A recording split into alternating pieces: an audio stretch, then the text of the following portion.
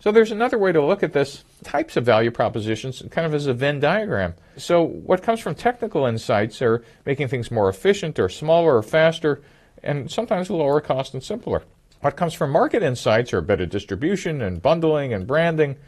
But sometimes what you have is this sweet spot in the middle that actually is a combination of technical and market insights that makes for a killer value proposition.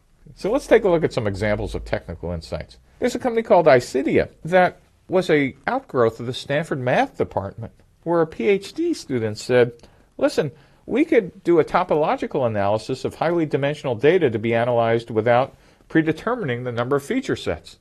Boy, that's a mouthful, but it turns out that this is the world's best way to go through big data sets, huge data sets, in a way that was just computationally not possible before.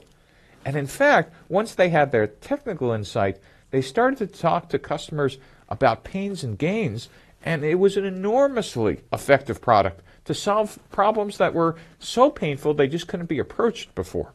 Another example was a startup called Inscopus that mass-produced components to create a miniaturized fluorescence microscope.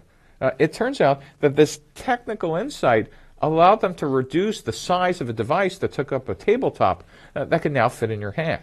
And in fact, they created an entirely new market that solved problems that customers didn't even imagine until they actually saw this new device.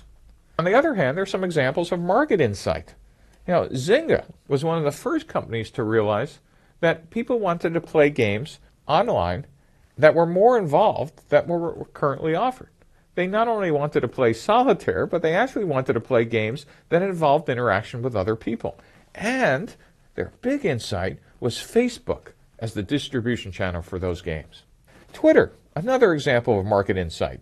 Masses of people are more likely to write 140 characters than 1,000 words. Everybody was skeptical, but it turns out it plugged into something that was both a market and a human nature insight. It solved a need.